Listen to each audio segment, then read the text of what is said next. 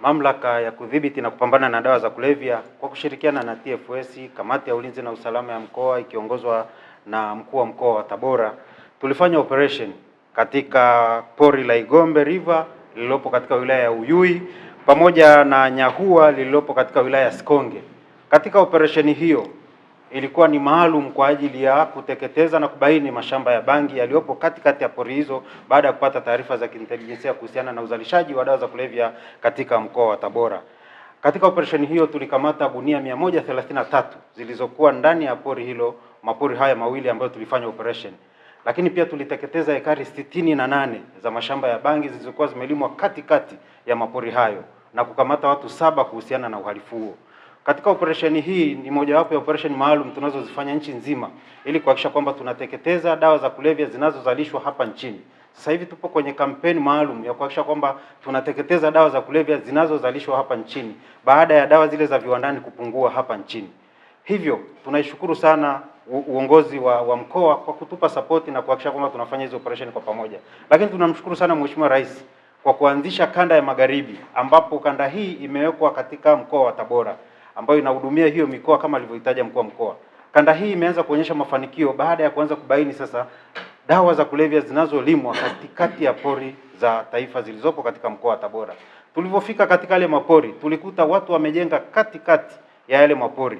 Unakuta nyumba ipo hapo, ana shamba lake la bangi. Amejenga nyumba pale, ana shamba lake la bangi. Lakini uharibifu wa ukataji miti na ufugaji unaofanyika ndani ya hizo hifadhi ni jambo ambalo linatakiwa tuweze kulifanyia kazi, na uongozi wa mkuu wa mkoa uendelee kulifanyia kazi ili kuhakikisha kwamba uhalifu huu unaofanywa katikati ya mapori haya unaharibu mazingira yetu, lakini pia unazalisha dawa za kulevya ambazo zinaharibu pia afya za Watanzania wetu. Na sisi mamlaka ya kudhibiti na kupambana na dawa za kulevya hatutakubali uhalifu huu uendelee.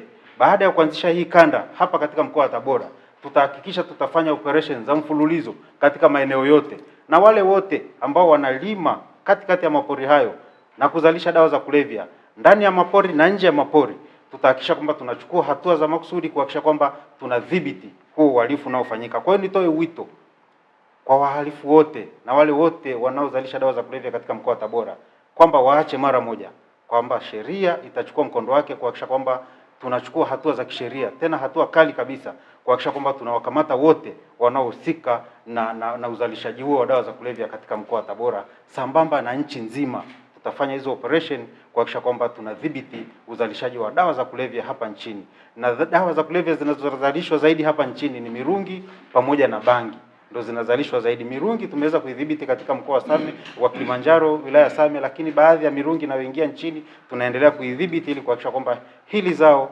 linaloharibu afya za watu, linaloharibu ustawi wa Watanzania, linaloharibu uchumi wa nchi tunalidhibiti, kwa sababu bangi inasababisha uhalifu, bangi ni chanzo cha vurugu, bangi ni chanzo cha ukosefu wa amani pale ambapo inakithiri katika maeneo yale. Vijana wanaotumia bangi ndio hao wanaojihusisha na uhalifu wa aina mbalimbali ambao unadhibitiwa na jeshi la polisi.